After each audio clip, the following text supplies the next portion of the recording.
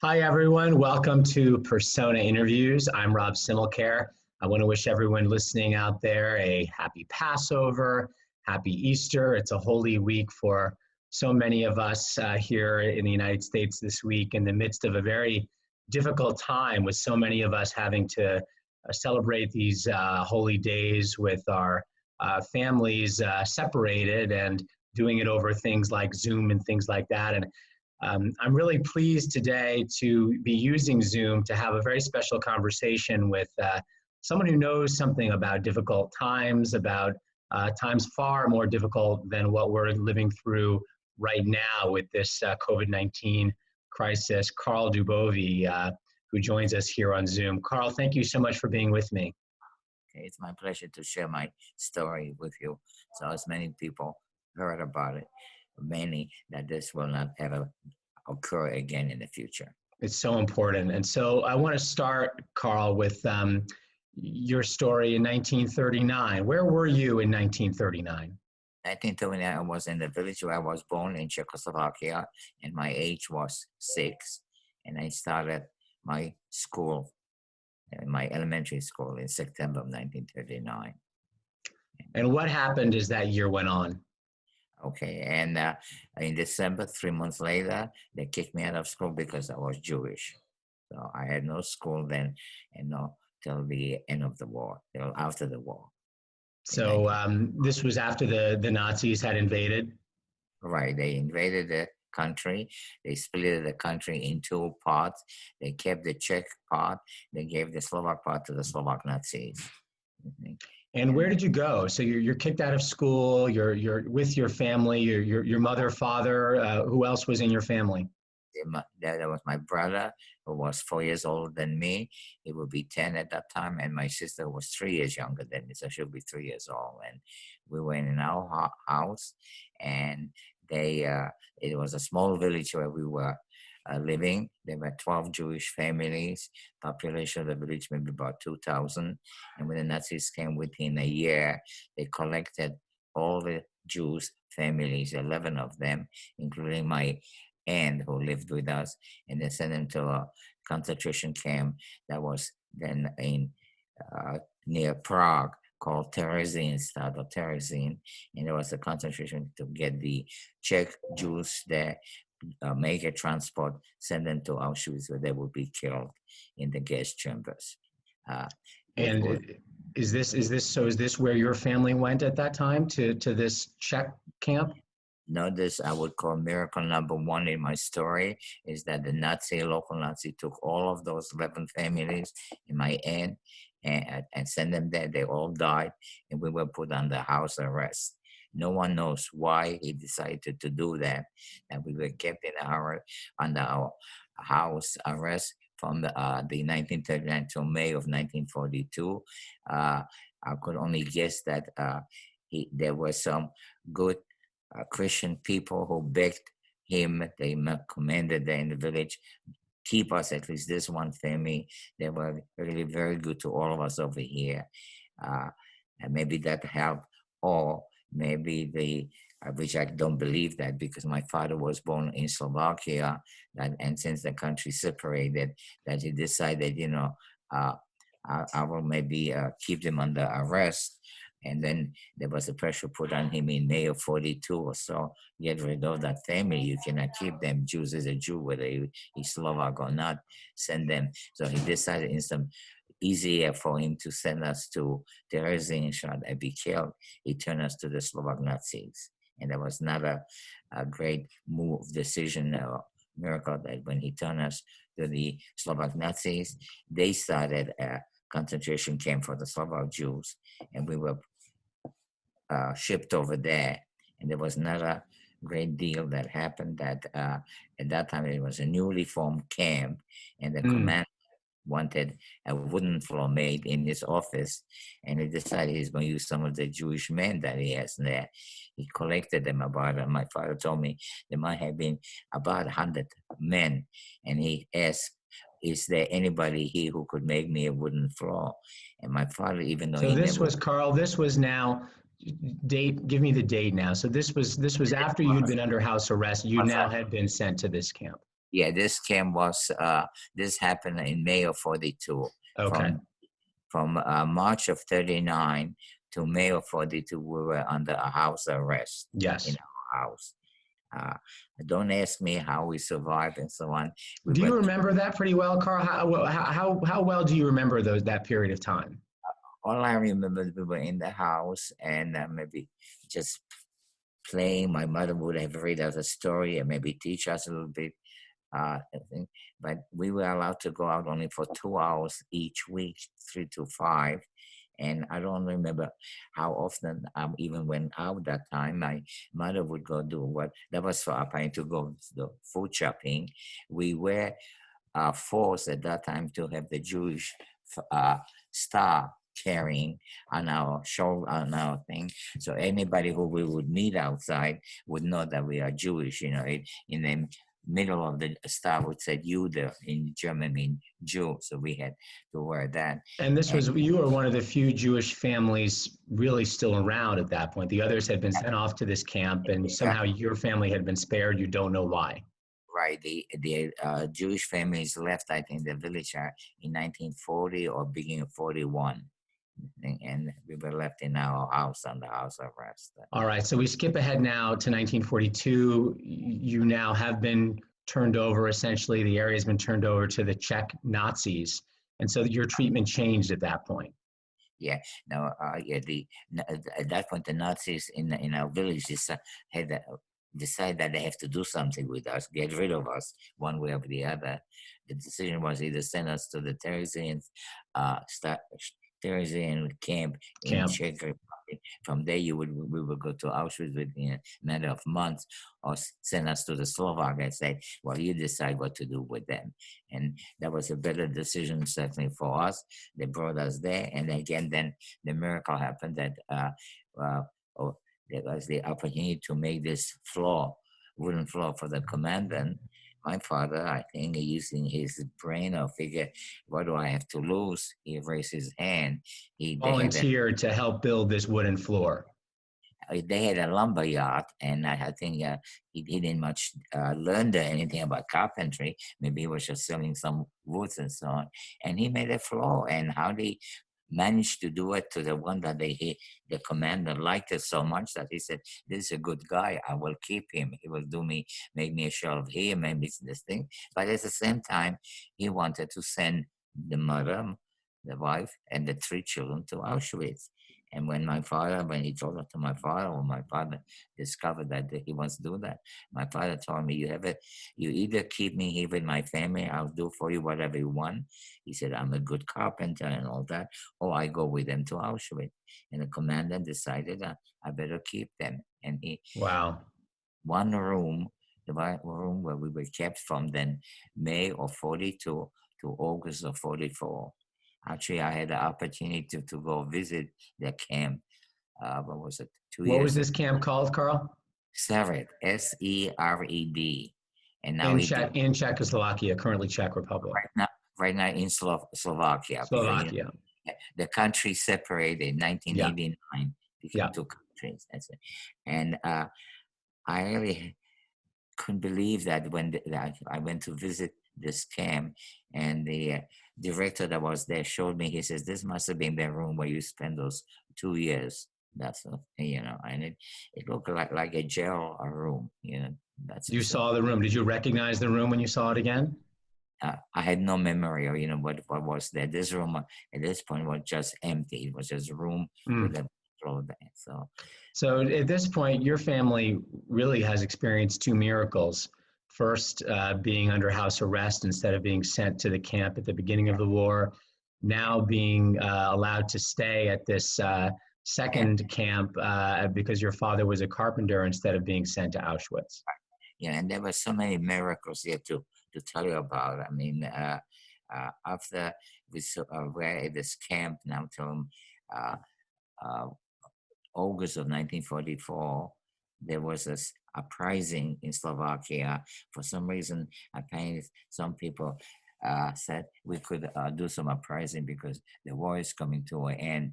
And in August of 44, all of a sudden, we learned that the commander and his guard, they left and left the gates open, and we were free to go where we wanted.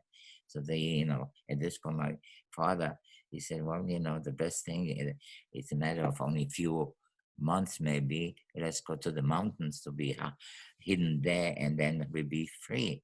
So we went to the mountains, just walking in the mountains, and he discovered an empty, abandoned shack that I think that a sheep guy left there. And he said, this would be a good place to stay.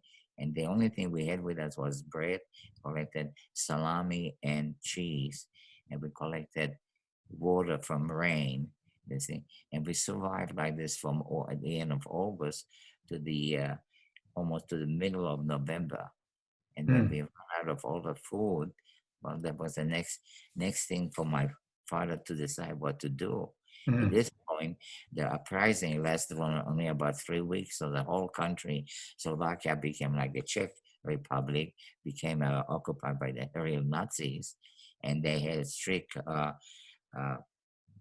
control of anybody who was traveling. And we did get on that train going to, my father decided we should go to the village where he was born, where he hasn't been for about 30 years. I figure some of the people will remember my family, and hopefully they will hide us till the end of the war. But while we got on the train, we first of all, my father went to the village there, down in the village from the mountain, to get permission to travel, to get some ID, which we did get. And there was one incident where when we left the camp, there was a man there with his daughter, and he decided to stay with my father, whether my father liked it or not. And I told with you and father, he didn't like it, that instead of having us 5, now we were 7, he went with us to the mountains and so on. And his name was Adolf Weiss. This thing, and he figured this thing. And when it came to change to get false documents for the train to go where my father wanted to go at that time, my father certainly used a different name. He didn't use Joseph Deitelbaum, that was his real name. He changed it to something like I don't know, Tom Smith or so on, real Slovak name, so there would be no problem. And he got documents in that. This fellow, Adolf Weiss, is a good name. You can't tell that I'm Jewish just by that name. Many Germans have a name like that. Right. So he got a name, and the only thing they did, he went on the train. He went in the front wagon. My father said, well, let's take the last wagon. So we separated. And of course, when the control came on the train, they caught him immediately. They took him. And when they caught your father, or they caught Adolf Weiss? Adolf Weiss. They caught him and arrested him and his daughter. And when they came to down the train, when they came to our train, they were pretty smart, the Nazis. They noticed the documents were issued by the same village, town hall, on the same date. So they right away got very suspicious, there must be a connection here. So of course they sort of, something like Tom Smith. So they asked my father, are you Jewish? My father said, no. And interesting was, they said, take your hat off, because apparently Jewish people should have a curly hair. And they checking his nose, is that a Jewish appearing nose, and so on. And in spite of that, they said, you know what, we have to question you. We want you to get off the train.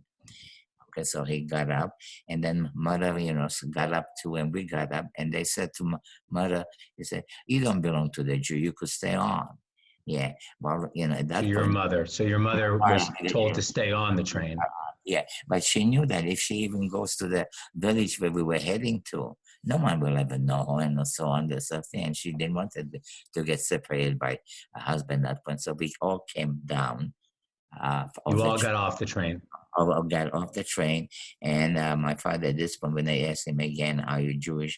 He said, yes, I am. He figured that if he admits it, he will spare any beating or any forceful thing for admission. And they brought us back to the same camp where we left in August of that year.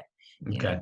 The Sered, S-C-R-E-D. So after you'd been away for a while with this uprising, this causes you to be sent back to that Same camp. This is now August of 1944. 1944. Okay. We left the camp in August 1944, but we came back around Thanksgiving at the end of November 44. But now the camp was under Nazi rule.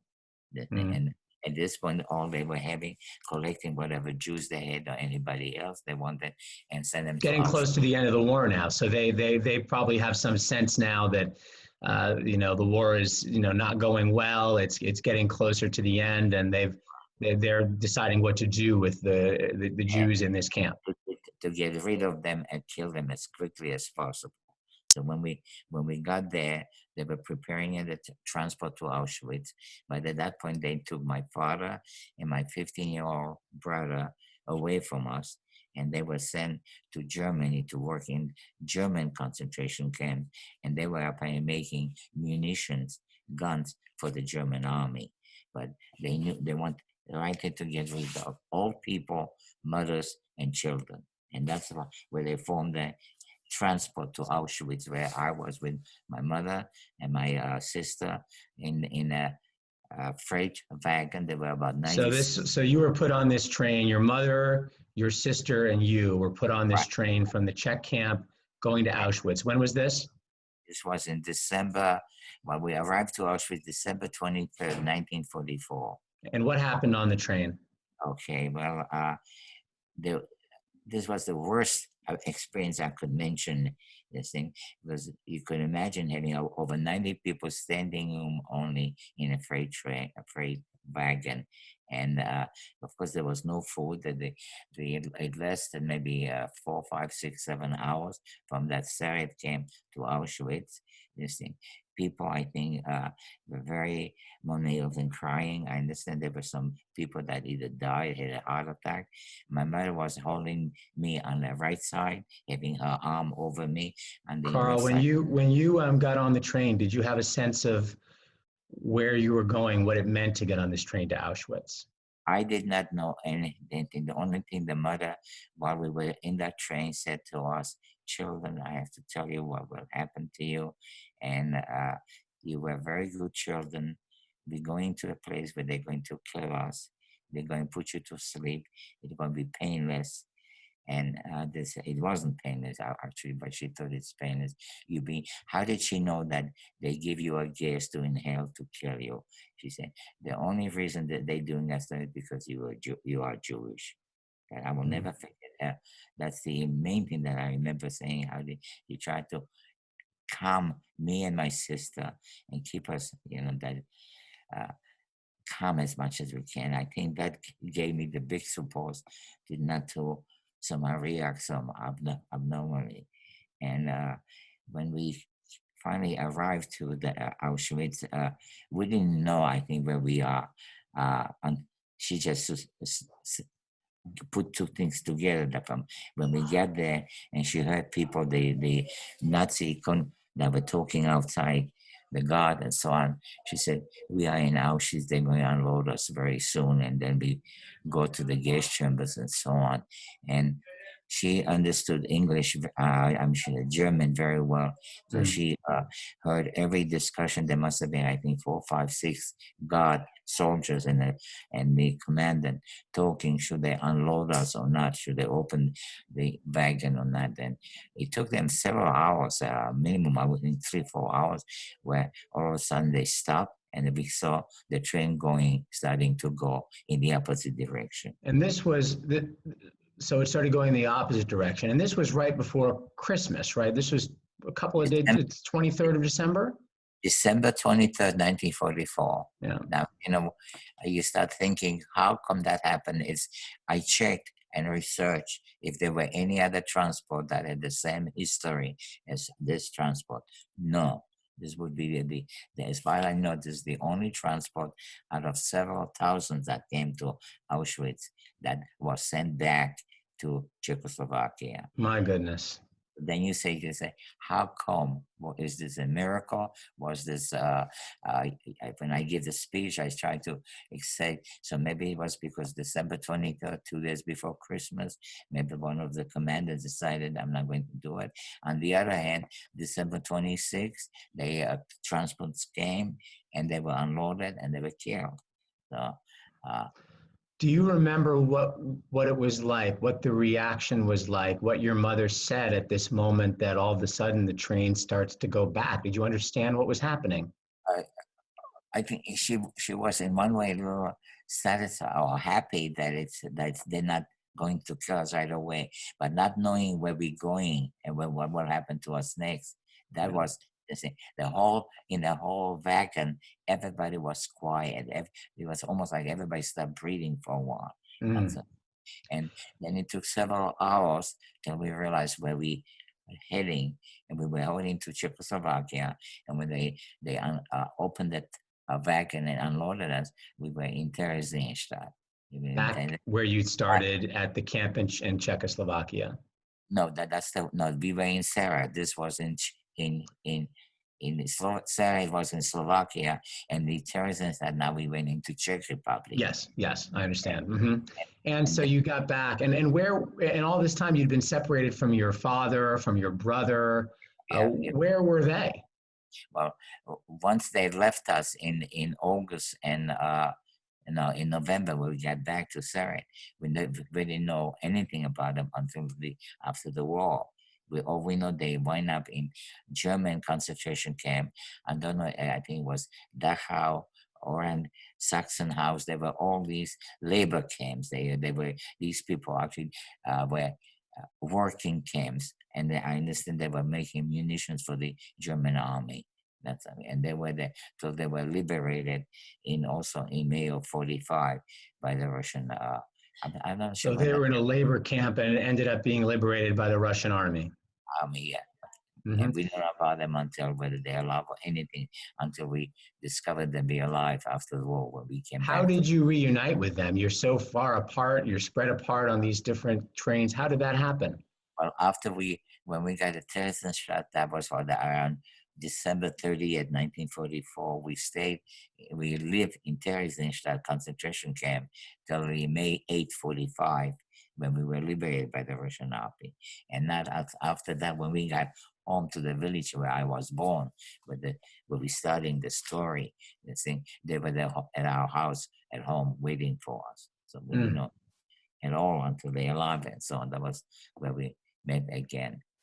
It's just amazing to listen to your story, Carl, because you think of all the miracles, all the good luck that you Right. had to have along the way from Yeah. 1939 all the way through 1945. Yeah. Any one of those pieces of good luck, and you and I probably wouldn't be talking to each other right now. Yeah, well, I hate to call it good luck. I feel somehow it became that it's a miracle, and God was watching me and is watching me all the time, and He chose me for what reason you're gonna be alive. And yeah, the thing. I give credit quite a, quite a bit to my mother. She was. I feel that the reason the German didn't send us with the other Jews from the village, because I think there were some Christians that must have gone and begged him keep them here, because that lady there is Angel. We had a grocery store in that village, and she apparently said whenever the farmer came and he didn't have money to pay, so what he came to buy something that he cannot have from his home, from his farm, little farm. I mean, he had eggs, he had milk, but he didn't have sugar. He didn't have maybe some flour or even some clothing. So whenever they needed, they came to the store, and when they asked for it, if they had money to pay, they paid for it. If not, my mother just opened the book, put the name there, how much they owe her. She never sent them any bills or so on. And I listened that when the Germans came and they confiscated the store, that one of the first things they asked for was the book. So they wanted to collect money that they from the Christian that owe us. And she burned that book. She said, I have Mm. no one owes me anything. So that was Wow. one thing. And I feel that there must have been somebody who came and talked to them, because uh, that what happened. I should mention that during the 2 years that we were in the house arrest, they, the local Gestapo Nazi would send soldiers to pick up my father for questioning. So maybe 2 or 3 times a week they came and they took him away. And my mother and of course the children noticed that were very terrified. Will he come ever back home? Will you know when he's coming back home? Right. You know, they questioned him. Just I think they took him for having some fun with him. And one day, my father, every morning he discovered that if he has a little whiskey, a little wine, he would drink that in the morning. That would be his courage or whatever he called. And he continued almost till the time he died. There's something called Sliovitz. So there was a plum brandy, a Scotch, Czechoslovakia Scotch. That gave him a courage to be strong and so on. So one Wow. day, apparently they took him and he wasn't coming back. This was usually within hour and a half, 2 hours, they would bring him back. This time it was, so I was at this point, 8 years old. You could say 44 for 4 and about 8 years old. 40, yeah, 42. So that would be 2 and 9 years old, 8, 9, 8. And when he wasn't coming, and I think I noticed my mother was extremely nervous and so on. This thing, I decided I run out of the house without telling anybody, went to the house where they kept him and wanted to see what's going on in there. Do they have him there? I Mm. climbed a tree on the opposite street, climbed the tree to see if I could see inside what's going on. And when I was looking there, I did see him there, having him. And he happened to look out the window. And at the same time, when I looked in, he saw me. At the time that the Nazis had a gun pointing to his head, side of his head, and he said, "Unless you admit what you're doing, we're going to shoot you." And at this point, he said, at that very moment, he saw me in that tree, and he said again, that gave him the courage to say no. He didn't admit what they wanted him. So that also, you might said, miracle that he happened to. If I did not run away and then do this, most likely he would have been killed at that point. Then. Mm. Oh my goodness. Unreal story. So this miracle happens to you. Your family survives the war, and you come to the United States together as one family. Right, we did on May 8, 1948. No, Mm-hmm.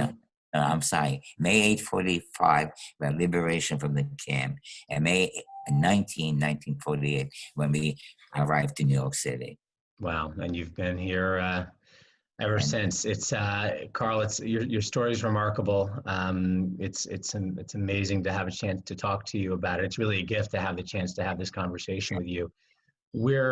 We're now going through, a different sort of difficult time here in this country. Obviously, nothing that compares to what you went through, what all of Europe went through during right, World War II. But there are children home from school for a very different reason now.